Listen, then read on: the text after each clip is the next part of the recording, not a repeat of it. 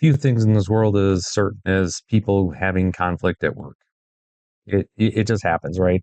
You can't help the folks that you work with. You can kind of choose a little bit to your point, but at the end of the day, you are going to end up with people that you may not agree with and have different styles that they work with and they lead with that frankly just cause people to at each other, and it doesn't ever change. And my clients and I, we work at how to manage this and help our people get through this as quickly and painlessly as possible. And we're going to look at an article today from Forbes where they talk about the 5 different styles of individuals that you typically run into in an organization, and how to use them, or but also how to recognize them. And if you know how to recognize the person you're having conflict with, you may be able to rather quickly figure out how to move past it. And that's one of the things that we want to make sure we're focusing on. As a business owner, it's really important that you know your 5 styles. It's super important with that. So again, for those who don't know, I'm a business coach. My name is Ryan Howe. I work out of West Michigan around the country. I'm traveling today. I'm on my way to San Francisco to work with a client, and I hope to earn your subscription today. So let's get into it here. So this is from Forbes. Again, link's going to be in the description in that area. Go check it out. Workplace conflict is costing companies billions, and this may be wise, from Julian Hayes II. You can see conflict is happening here. All right, so CEOs and other organizational leaders continue to look to increase morale, productivity, and well-being across their teams. Workplace conflicts remain a silent, costly drain on company culture.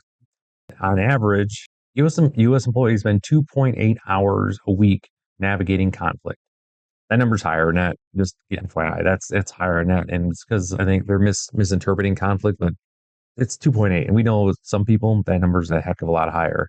But that sounds about right, which adds up to, and this is again, say this is 2008 numbers, 359 billion.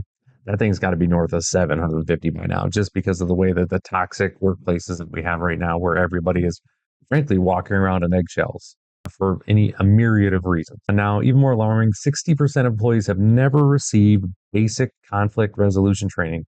That was something that really surprised me because in the military, I was in the Air Force for 20 years. We started receiving conflict resolution strategies. I think I was 19 when I got my first, and it was like every 2 years I was in some sort of training where we had to talk and work through, and we're consistently looking at team development, individual growth, conflict resolution, all these different things, management principles, to try to help people have better conversations with each other. So I was really surprised when it wasn't more common out here in the private sector. All right, so here's why traditional workplace conflict training falls short. Typically, they focus on the behaviors like communication tips, active listening, or surface level scripts, while ignoring the root cause, which is again how people respond under pressure. And when I'm coaching my clients, I have a course that I'm not going to link in here. You can go check it out at summitbusinessguys.com. But I teach a course specifically on how to have the difficult conversations with people.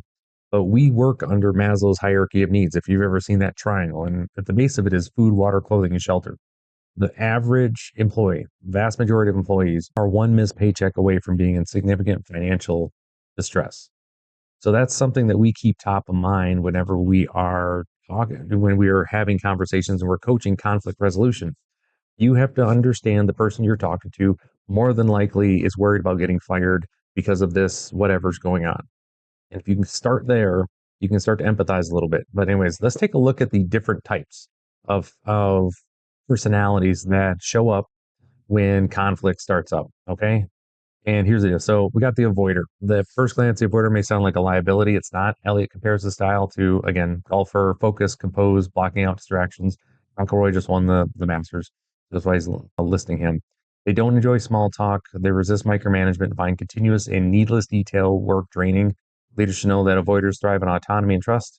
But if you overload them with minute or force them into chatty collaborations, they're going to check out. And I've worked, and as I go through this, think about people you know and you work with that would fit into this, and you'll see they tend to fall into these categories.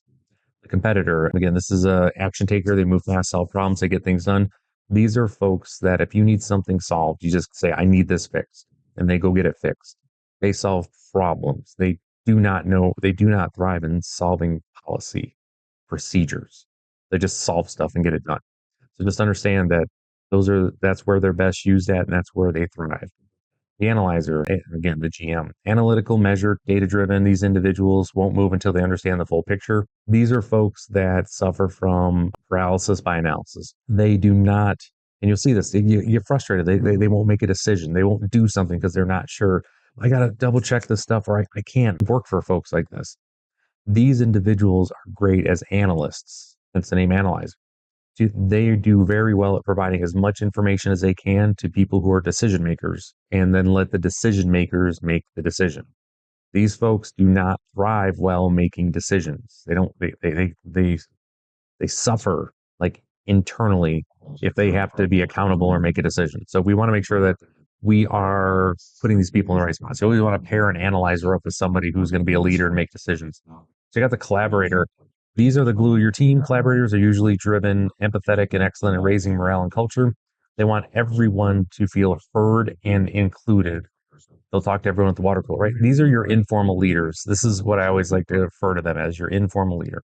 This is the person that if you're in a room and someone brings something up that is kind of controversial or, hey, I'm not sure, this is the person everyone looks at and to see what they're going to think or say. And when that person speaks up, they all like, okay, we can now move along with that.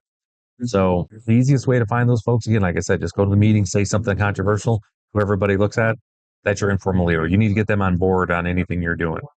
And then you got the accommodator. Again, think of this most reliable team first player. Accommodators are awful selfless and steady. They're like Sherpas. They're happy to carry the load. But if you keep piling on, they'll burn out.